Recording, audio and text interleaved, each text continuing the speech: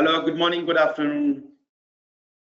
This is Dharam, your friend, your host, your mentor. And today I am very happy to bring Jennifer. She is based out of Carpinteria, California, and in US. So it's a beautiful place, I think, near beach. And she has just finished her MBA, Masters in Business, and she's excited about it. How are you, Jennifer, today? I'm great. Thanks for having me. How are you doing? Great, great. Yeah, looking forward to hear from you what you're going to say today. A lot to talk about, and I'm sure people want to learn a lot about you and a lot of your experiences. Great. And for people who don't know, today is my birthday, so I'm very happy to share my birthday with all of you. So thank you for joining today to make my Happy day birthday. even more special. Yeah, thanks, Jennifer. Anyway, so we're going to start the journey, and people who are keen to learn about PgMP PfMP, yes, Jennifer was my student last year, and she passed her exam with flying colors, and she can tell more about that on 7th of December 2023. Sounds like yesterday, but it's already 7 months gone. Yeah, time flies. Time flies. Oh my goodness. And I think when you Yeah. contacted me, I was in Sydney, and that you talk about, hey, when are you doing the LA class? The no, you joined my personal mentor program at the time. Yeah, and then we just did the individual training session, which worked really well for me because I was back and forth between my hometown in Michigan and back out here in LA finishing up my MBA at UCLA. So it was just so flexible for me. Past Friday, I graduated with my master's in business. So like I had my family out here in California and that was super fun. Today is actually going to be a beach day because I'm giving myself a week vacation from the fact that I have been going to school part-time while working full-time for 3.5 years now. And I'm just so excited to finally be looking for my next thing. I think I'm going to be doing like a PMO director is pretty much what I feel is a good fit for me. So I've talked with a few different companies, some medical device, some pharmaceutical, electronics companies like Apple and Google. So we'll just kind of see where I end up. I'm pretty excited and just kind of enjoying the journey right now. Fantastic. I mean, look, best wishes to you. I'm sure you're going to do great. You're already on the roll. You've did PgMP and now completed your masters, and soon you're going to complete your PfMPs. And many more success coming to you. So Yeah, stay on the ride and enjoy the wave. thanks.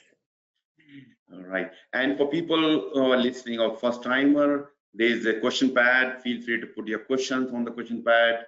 And I will be bringing that question to Jennifer whenever we're ready for that question, maybe at the time or maybe later, depends on the type of questions. So feel free to ask any question related to the topic, anything about the PgMP or anything else. Yeah, feel free to ask me as well. I will see if I can answer your question. Okay. So, and also part of the program, I'm going to offer you one PDU for your time to join this program, and you can use this PDU for your PgMP, PMP, PfMP purpose, or any other certificate PMI has. So you're learning, advantage you have learning, as well as you're going to get PDU. And the people who are watching this as recording, yep, you have to let me know that, hey, Dharam, I watched this webinar.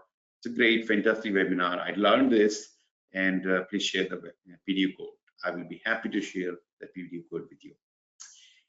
All right, I will share the PDU code, by the way, a little later. Yeah, and by the way, for Jennifer and people, I have now 505 PgMPs. One of you also there. I'm very proud of that. And 144 PfMPs, maintaining 98% pass rate. Yay! Wow. Congrats.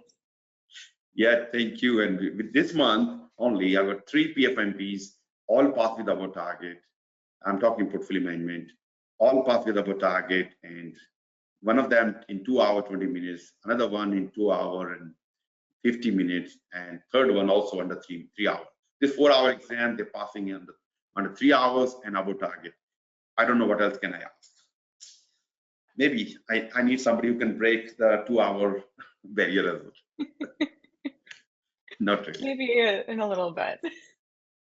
No worries. So all this aside, let me welcome Jennifer. And Jennifer, we're going to have a great time today with lots of questions to ask. Now, let me start the question. How do you balance strategic alignment and operation flexibility in managing large-scale transformation projects? Yeah, so I use a few key tools and methodologies to help with this, just to make sure that operations is still fluid and that you have the strategic alignment with the executives of where they're trying to take the business. So first, I like to lay out the strategic roadmap and get your teams together and do the comprehensive of what does this program roadmap really look like? Get the program's vision, major objectives, and all the milestones on there to make sure that you have agreement within the organization of what this should look like. Yeah. Doesn't have to necessarily be a perfect timeline, but just overall a roadmap. So the second tool I like to use is a little bit different than your normal charters. I like to use dynamic charters for some of the different projects within as you're defining the program. So unlike your traditional charter, you'll have like very, very rigid bounds of where you set your projects. But the issue being is like, sometimes you have projects that are in the future that you don't actually have all the data or information that you need to actually make those decisions if you should even be doing that project, or if there needs to be different resources for a project. So when you approach it with the idea to your team that this is a dynamic charter for some of these projects, you're setting the expectation that it could change, that it's not necessarily a waterfall situation, that there's some flexibility as more information becomes available, especially in engineering, because more information, you're not starting with much usually in the beginning. Okay, and so then thirdly, agile program management. You really need to be agile nowadays. I mean, there's so much going on, especially with like AI, and you just have to be really ready to pivot so you can respond strategically and not upset operations. So just dividing everything into much smaller, more manageable sprints and phases and individual projects will have you be more agile and not disrupt your, so you still have that flexibility for your operations. And then also it's key that you do all of this with real-time dashboarding. I personally like tying in Microsoft Project with SharePoint, but I know there's a lot of other tools out there. The main point is you want to communicate to all of the key stakeholders, especially, and even just, especially like those in operations, have that real-time dashboard to say, this is where we are, this is how we're doing it, meeting those KPIs that we've set for ourselves. Yep. And then, really make sure that you have the strategic goals kind of present on those dashboards. That way people can see how well you're actually lining up. So that's how I manage keeping everything pretty flexible and that strategic alignment. Perfect, great. Good to know you utilizing agile program management. So I heard about agile project management, but agile program management, is it something new concept? And how you apply that in engineering? So I think it's more of just bringing in a lot of the agile aspects of project management into your program. So I like to make sure that we still keep our sprints and just like the projects kind of small. That way you still have like, hey, we're going to do this for a month. And that's kind of why I call it like agile. Like, we need to just do this for a month and design out this machine. Then I think after a month, we're going to have a lot more information, such as like, oh, can the electrical system even handle this new transformer? Or, just all this stuff. And when you keep it agile, it's not so rigid, and expectations are really what can mess up Yeah, just the flow of a project. perfect. Perfect. No, good. Thank you. Thank you for sharing. This is really good information. Thank you. All right. Okay, my next question is, how effectively have you seen organizations blend predictive and agile practices to address diverse project challenges and needs? Are hybrid management framework gaining traction as a fit for purpose approach? This kind of like blends into what I was saying before with the agile. So I haven't seen organizations blend the approaches well when they're stuck in a project management mindset of just executing project, everything independently. Organizations really need to embrace the program management principles to help them be more agile. But this can be very difficult for teams because not many people are trained in program management, which actually differs quite a bit from project management. So I find myself that I need to hold like mini training sessions. So when I meet with all of my stakeholders, I kind of need to explain to them, okay, here's the difference between program management and project management. That way we can set their expectations for, what they think is going to occur in a certain timeline. Because I think like the worst thing that I've had happen to me is I've had like a manager come to me down the line and like, whoa, this is like not how we planned everything. And I was like, okay, this is not a waterfall project. So we have our sprints, and every once in a while we have our realignment meetings. So on your roadmap, it's very important to outline those milestone points when you're going to stop and have reassessments of how well the projects are going, because you might have to, redesign some things or relook at your budget. And when you set the expectation with your stakeholders that things will change, it's really important, especially, there's a lot of people still thinking that everything's waterfall. A lot of people come into, with a project mindset that, hey, it's going to go happen step. No, not in program management. We have lots of projects. There's lots of interdependencies. There's more information that needs to be known. And just doing those mini training sessions maybe every quarter when you're doing your reassessments really helps, because you have your teams are switching over, so there's new people coming on the team, people are coming and going at the company. So just making sure that you go through and explain this to the team can really just set the expectation with everyone. Great, perfect. All right, any questions, guys? I do see comments on the question pad, but don't see much question. Please share the question, ask the question. We need to extract everything from Jennifer's mind. Okay. All right, so let's go. Let me start with the next question. So can you share a successful case where agile and traditional project management approach were integrated in a large scale project? Yeah, so I do this all the time, especially for engineering. The most unique project I did, I helped build a $100 million house on a ski slope in Vail, Colorado. Absolutely beautiful location. 100 million. 100 million. So yeah, the house was for a billionaire. So it was absolutely amazing. So the whole control system, access control, heating, cooling, the flooring, camera systems, everything was integrated. Very smart home. Some of the first AI technology, actually, using Josh AI to help process imaging. Wonderful home. So anyways, we got on the project as the builder was with the architectural drawings. So that's very standard waterfall project management.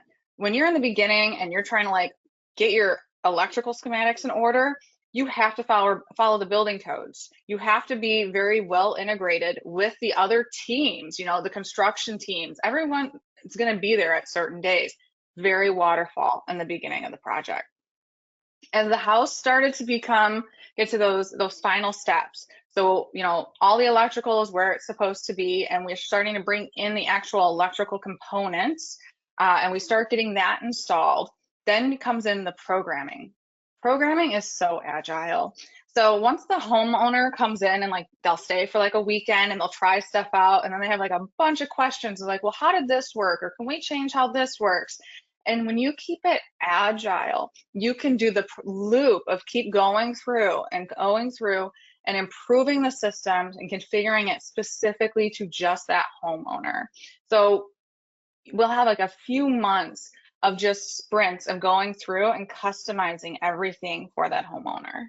And so it's really important to realize that you can start out complete normal waterfall project management, and then all of a sudden transition to, especially when you get to software, a completely agile approach. So I'm trying to understand, and maybe I ask a question here. So your house is ready, and when the owner is coming and he's asking for how the things working or not working, that's where you're adjusting as we speak. Is that correct? Exactly. So the homeowner had a pool indoors in their house, and they said, well, when they fly into town, they'd like the pool to be heated when they get there. Is there a way to use GPS location services so once they enter the state of Colorado, that the pool heater would kick on? And I was like, yeah, we can totally do that. Wow. So just little things like that you learn. And if that's not something I would have known at the very beginning of the project when I was just doing the electrical schematic for the house, that's something, it comes down the line. So you had initial requirements and some expectations, but as you go further and further, you adjusting as per the needs. Of course. Yeah, and every time they change, there's a change request of $1 million. Yeah, well, yeah, of course. It's always very important to keep, your budgets and everything in mind too. Yeah, things expand. Yeah, I like that kind of project. Okay. So, this is more like a hybrid approach, you said, or you're just marrying to system as it is. We have initially traditional style. We got everything designed and started development, and then we moved into agile format. Yeah. So not so much as the hybrid all at the same time, but very just pivoting from one style to a different style as needed. So it's more like flexibility within the project management, or changing as per the needs, as per the project's needs. If somebody exactly. They can be, I think there'll be the traditional approach, we know a set approach where you start and in between you do the things, and there's a design document and approval and all the process, and in the end you give the keys to the customer. Okay, hey, Mr. Customer, is a key. Customer may not be happy with that, with everything you're done. Now you've done the portion of that. Now you're inviting the customer, hey, why don't you come and start using the facilities and give us the feedback as we go, so we can improve the functionality if required. Exactly. Yeah, I'm interested to know more about that house, if the house is still available to buy. I think it's on the Home Network or something. I'll have to look it up. Yeah, keep me in line. So I'm just waiting for a couple of billions to come. All of us are. No, you never know. You're probably talking to a billionaire. Anyway, so jokes apart, let's continue. So I can feel anything today on my birthday, Of course. Anyway, so in the face of technological disruption, why do you think emerging leadership imperative embrace agility and skills to thrive in an uncertain and changing environment? Just basically, with all the technological disruption that's going on, I think right now AI is so big, it's disrupted everything. You can even see it in the stock market. So why are, why are emerging leaders, embracing agility and skill to thrive in these uncertain times? And it's really important for the organization to be agile and really look at their skill levels so they can be nimble and responsive in this face of all this constant change all the time. So, I mean, as a leader myself, I I try to build that agility and skills into my team. Um, I mean, sometimes you have it, and a lot of times you need to build it and even just continually work on it in your team.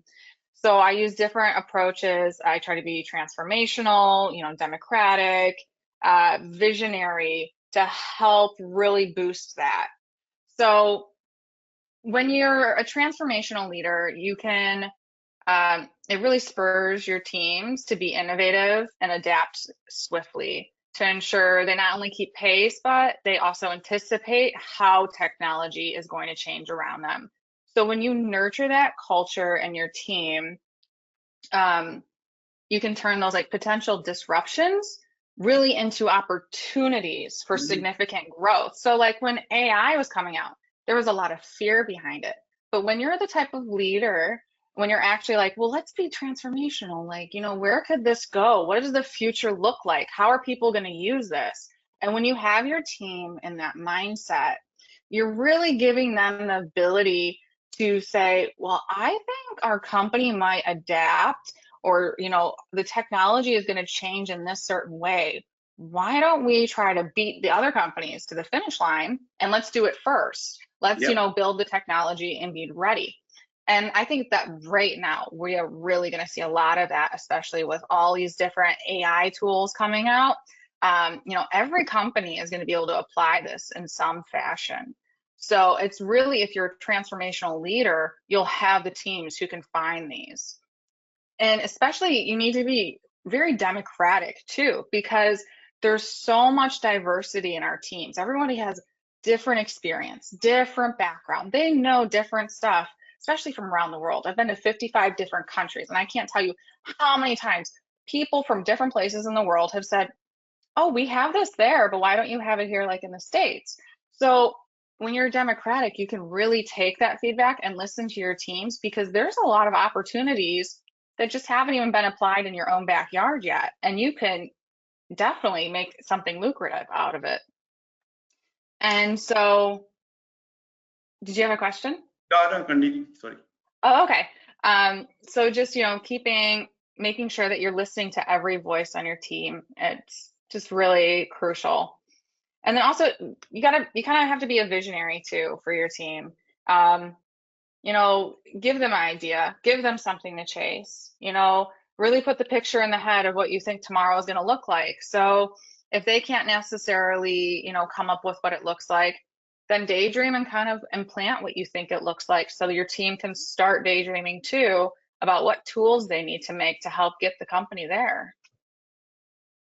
Actually, very, very important point, especially when you see a plain land with nothing is there, maybe a big rock or something, it's all, and you have to think about, okay, this is where it's going to be $1 billion house. Oh, exactly. And people say, are you crazy? This is not a place, Then you are the one who can have the picture in mind, and you're going to give the picture in everybody's mind, show them that this is how it's going to look like. Yeah. I'm talking about house, but it can be an application or a system which people don't believe at the moment. But somebody has to picturize it, visualize it, and make sure everybody is aligned with that vision. Exactly. Yeah. I am working with one of my, now he's my good friend, and he has done a number of podcasts with me. Justin, he's working in Neom City, and he said the technology they are using or going to use is not even invented, or is not available at the moment. Yeah. They have to ask these big companies to make a bigger way of digging out the big, lots of sand. They're looking for much larger or bigger crane than what they have at the moment. So somebody has to really visualize, okay, this is how it's going to work out. This is how the $1 trillion project would look like. because as a leader, if you cannot, nobody else, because they are generally the followers. They just follow what you say. Okay, this is how the wires has to be connected. This is how the coding has to be done. This is how bricks has to be laid. But they don't. Many times they don't see the big picture, and you see that Yeah. picture as a leader of the Yeah. program. The But you can build that in your teams too, though. So even Yeah, if you're starting there, if you're a great leader, you can guide your teams, like give them the vision, but then you can teach them how to create vision too for your organization. Because everybody can really, from all these diverse cultures and experiences, bring something to really shape and tell you, hey, I think the future will look like this. yeah. And their vision has to align with your vision align with the organizational vision. Yeah. So yeah, I think it's a very good idea as a leader to create more leaders within your organization, within your project program. So let them take their own, some of the decisions, or come up with the ideas. If the idea is good, okay, let them lead the idea, and then let them feel that the ownership of that. Yeah. Yeah. And another point you talked about, that the things are changing very fast nowadays, like agile, sorry, AI, chat GPT, and is one of the examples, but many things are happening around the world with robotics engineering and machine learning, and so many Hmm. things are happening. I see people come to me, Dharam, this is bad, and I'm going to lose my job, and this and that. So just tell them, okay, you know what? This is going to happen. You have no choice. Okay, there are two ways to see the same thing. One is sit outside and feel disrupted, impacted or angry, upset, and start blaming your luck or God and whatever. Or second is, okay, it's happening, it's going to happen, what else can I do to be part of the journey? Yeah. There's opportunities. Exactly, there are huge opportunities, and you may find that what you're doing differently, but you're doing much better than the last time, Exactly. and people looking for you to get the job done, because you are embracing the technology and you are part of the. So find, don't see always, sometimes when we have a problem, this is my approach. When I'm in a problem, something really bad happening, so the two things I think, okay, this is going to teach me a lesson which is going to be useful for future. Okay, let's be part of it. Or what else I can do to, if I can make any adjustment or change the current condition, let me do that. So in both cases, I am trying to be positive. While this is one of the worst thing happening in my life, but this is how I try to navigate. Most of the time it works. Yeah. I really like to look for those opportunities and silver linings and Yeah, always encourage the team to look for them too. yeah. And people like guys, you're listening here, and you see anything which is coming, may not be right moment. I mean, and I tell you, a few things happened in my life. I lost my job, and something happens. At that moment, I was thinking, why? Why me? You know, and just angry, upset, all kind of things. But now when I look back, that was the defining moment in my life. Because of that, I did something which I was not planning to do. So see them as the opportunity. What can I do now to make turn around? So I look back after 10 years, 20 years, that was the turning moment in my life. Exactly. Okay. All right, my next question for you. At one time I thought we don't have any question anymore. Okay, guys, please share your question. I'm waiting for that. So my next question is, in your experience, what are the key factors for fostering innovation and that adaptability in project teams? What do you do? Yeah, so I think it's really tying into some of what we were talking about. You need to, as a leader, and push your teams to always be curious and to always want to learn new stuff. The world is always changing. And so you can't stay static. You have to learn to be adaptable. You have to sit in the uncomfortableness sometimes of everything around you is in constant flux. And what really helps with sitting in that and being adaptable is just being curious. because everyone around you actually is in the same situation. And, you know, you can either sit there and feel like, oh my gosh, the world is changing, or you can get curious and say, oh my gosh, what's going to happen next? Like, how is the world going to change? And you know what's even better? You can play with the world, you can change it. So you can actually decide what's that next thing that's going to happen, or your team can even do that when you really, as a leader, push them to be curious and to become more comfortable with the unknown situation. So, I mean, it's really, I stress the importance of leadership that can really effectively balance with that strategic foresight with the operational agility, you know, because even though you have all this, you know, dreaming of the future and how is this going to happen, you also have your operations that are just running all the time, continuously. So you have to balance that, you know, visionary with what is actually doable, because right there is that sweet spot where you have to recognize when to exploit capabilities and when to explore like a new opportunity, or when you should just actually stick with your existing strategy. So, as a leader, you kind of have to like guide your team to figure out, are we going to adapt? Are we going to keep our operations the same? But, you know, just to always keep fostering innovation though and adaptability in your teams, because no matter what, you will have to change at some point. It's just a matter of when you decide as the leader to make that switch. Mm, yeah. So do you follow any particular methodology for innovation, or you just allow people to think outside the box? Curiosity. That's my main driving factor all the time. Because if you don't understand something, you should start taking it apart and playing with it and see what else you can build it into. Um, I don't think there's really an approach to it. I think it's almost coming from my engineering background, being a chemical engineer. I love building stuff.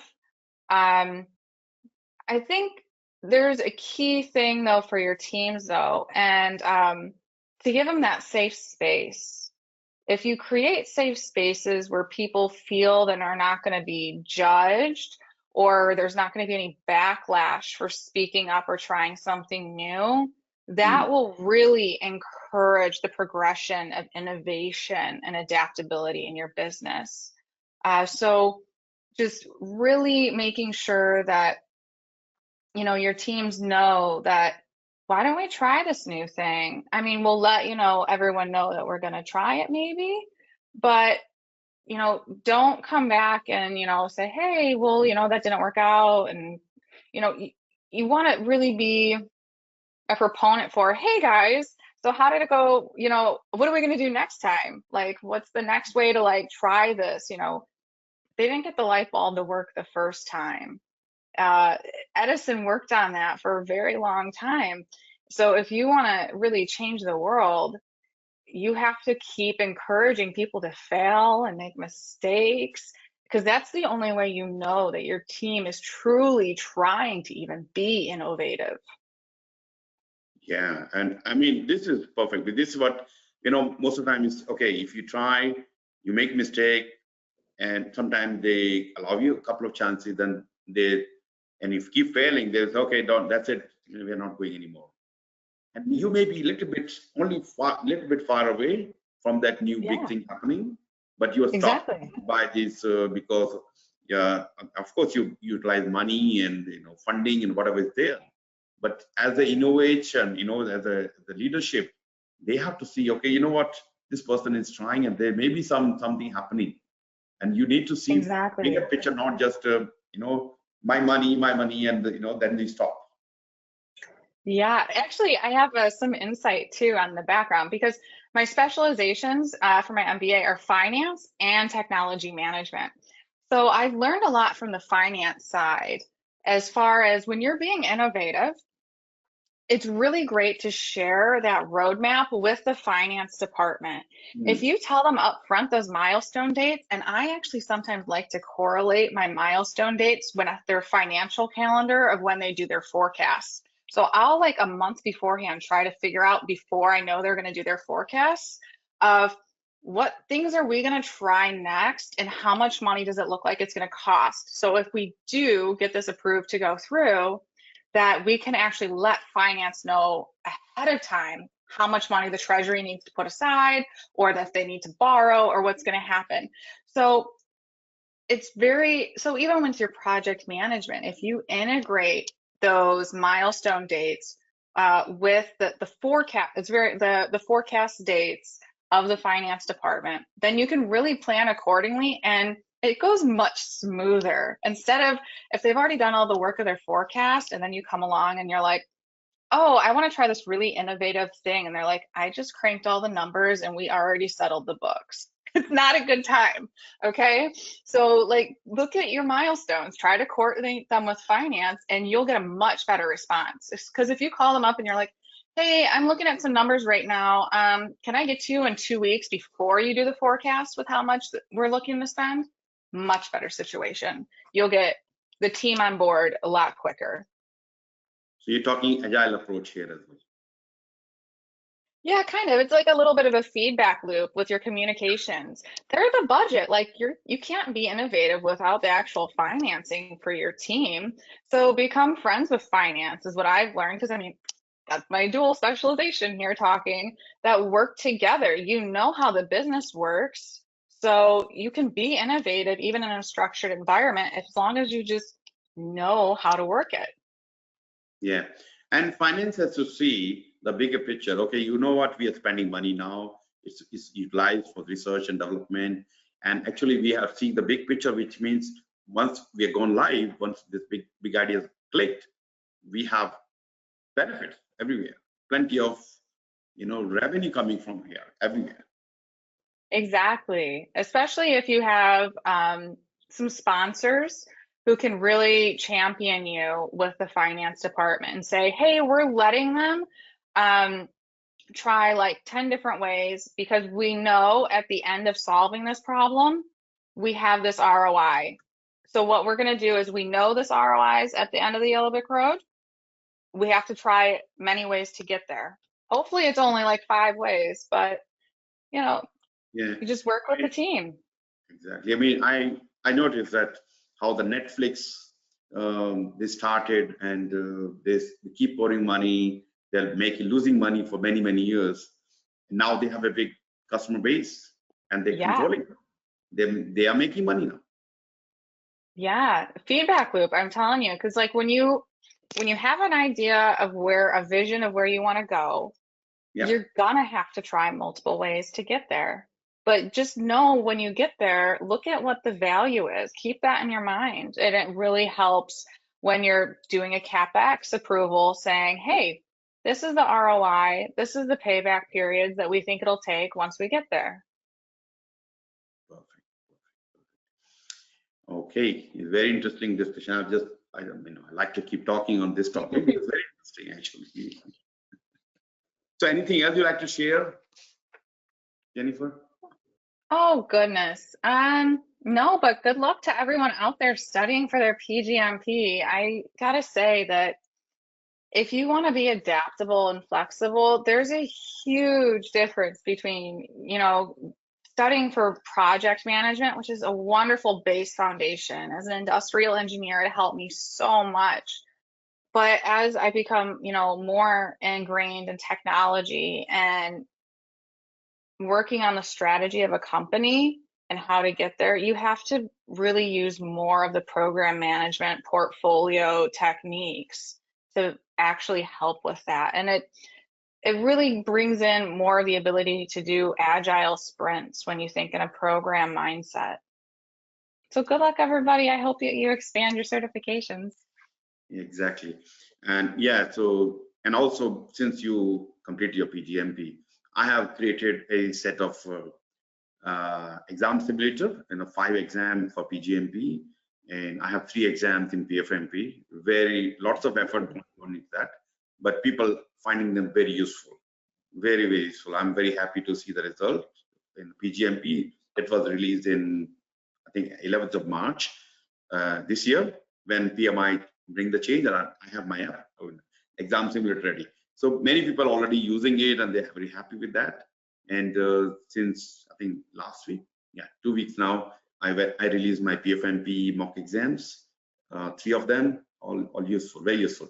So again, I'm trying different things, trying to make my program more and more available, and more, people just have to come and, okay, Dharam, give me a silver bullet. I am going to have that, and that's it. I don't have silver bullet, but guys, I am here to work with you to make sure you get what you're here for. Whatever ways we have to work in, some agile methods we use, adaptability and everything, so that you go and get your results, and I can count my numbers, keep counting my numbers. Yeah, they're gonna keep growing for sure. You're definitely one of the best. You helped me through it's so much going on in my life. Oh my gosh, you were amazingly flexible in scheduling. Thanks so much.